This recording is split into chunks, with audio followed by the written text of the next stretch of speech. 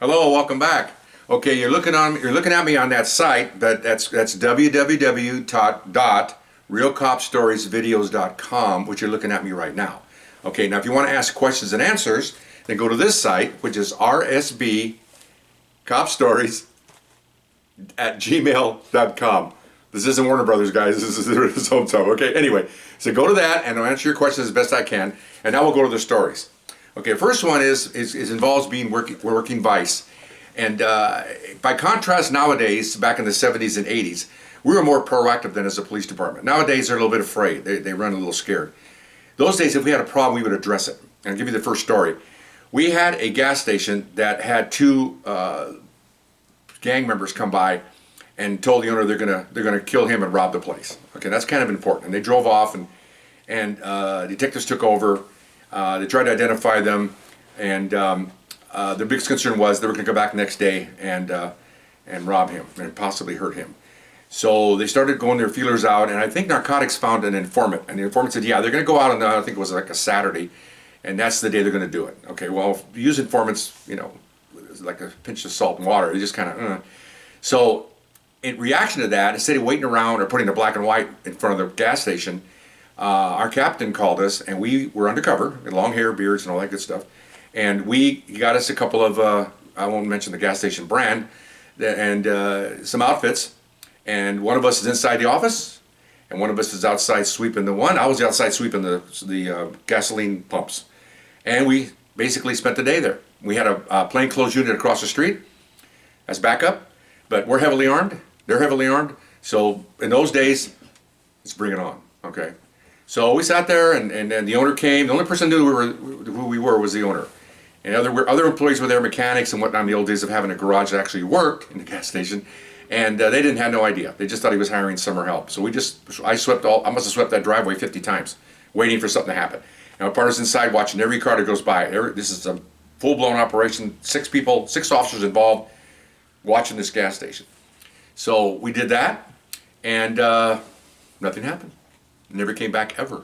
And so it just shows you that, I'm going to go to another story here, but it shows you how vice can be used other than chasing prostitutes and getting drunks out of bars and chasing juveniles buying booze and all that. There's a whole realm you can use. And the captain of the division, we had 18 geographical precincts, or in California, divisions. Each one has a captain with a vice unit, and he can use that unit for anything he wants. And some captains kick back. The administrators, they don't want to get involved. Some captains, in this case, very aggressive captain, wanted crime solved, wanted suspects put in jail. So that's what we did on that first one. Okay, so that's the first story of working the same thing with an undercover operation. So I think I have time to give you the second one.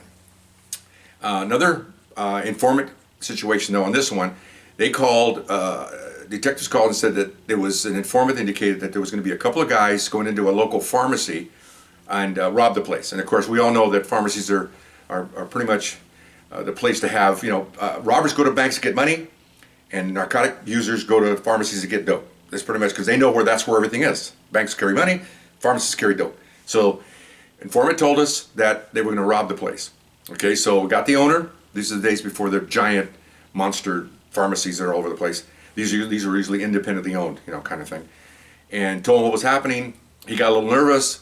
He asked us, which is rightly so, can you do something about this? Okay, well, that's our job. Okay, nowadays they kind of back off. Oh, we could get sued. Oh my gosh, police brutality. Well, in those days, we're going to solve crimes. Okay, so here we go. I had a different partner at that time, and we got us some smocks, pharmacy smocks, like we were actual pharmacists. And my partner, who was better looking than me, which pretty much is everybody, gets behind the counter and looks like he belongs there. Really did. A very good looking guy. All the girls chase him all the time. That's another story altogether. But anyway, so he's behind the counter with the pharmacist. And I'm, of course, the mule.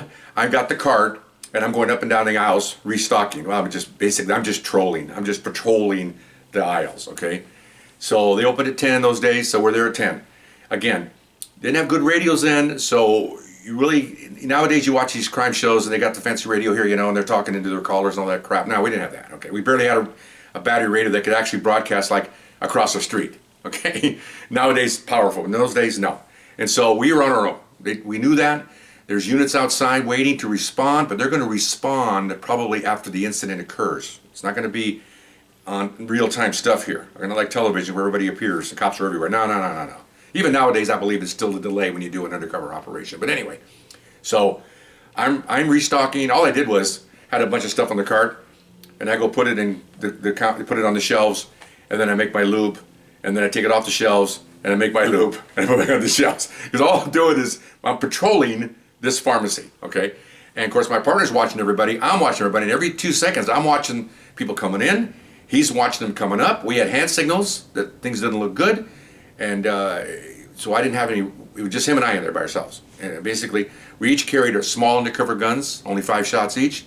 So we figured, okay, well, unless there's more than 10 suspects, we can take care of it. Okay. So anyway, so that's not macho. That's just practical. We're not going to be able to reload. It's going to happen fast. If you're watching these cops videos nowadays, whenever there's a shootout, it's quick. It's over in 3 or 4 seconds. It's on, it's off, and it's done. There's no TV where you run along the street like Dirty Harry and all these new things, and you're running and you're loading, and no, it doesn't work that way. Okay, it may work in Kansas and Nebraska, but not in megalopolis cities. Okay, so we sat there again, 8-hour shift, waiting, nothing. Okay, and like I said in the first video, Vice people think of prostitutes and they call it snarks, but it's not the same. Narcs is after narcotics. Vice cops are after bookmakers and bars and drunks and all that good stuff. This is what Vice does, and if you have a good captain, progressive, he will initiate these units to try to stop criminals. And I mean arrest them, not just take a report afterwards. That's what's happening nowadays. It's proactive. Oh, you got robbed? I'll take a report. Not those days. We took the report after the suspect was in custody. Okay? But anyway, so I'm talking politics here. So anyway, so that's what we did in undercover capacity on those 2 particular assignments. It's not really exciting. It wasn't any gunplay and people put people on the ground with guns like you've seen in some of my other stories, which you can look up too. You can look up at www.realcopstoriesvideos.com. I've got a bunch of them in there of really good police work, chasing guns and all kinds of stuff. Okay, so, but this is a little milder, and I thought I'd show you what Vice can do in conjunction with victims. And again, we're working for. They say Vice is a victimless crime. No. We're working for people that are actually own their businesses, running businesses, and people that work in these businesses that could be shot at, assaulted. We're there in the middle of it. And like kind of a little protective bubble that day over the gas station, and what's going to happen that day, nothing's going to happen, and then another protective bubble over the pharmacy, and people are coming and going, both customers and employees. They don't know it, but that day, they're in their protective bubble by the police. And that's nice. That's a good feeling to know that at least that day or days like that they're not going to get hurt.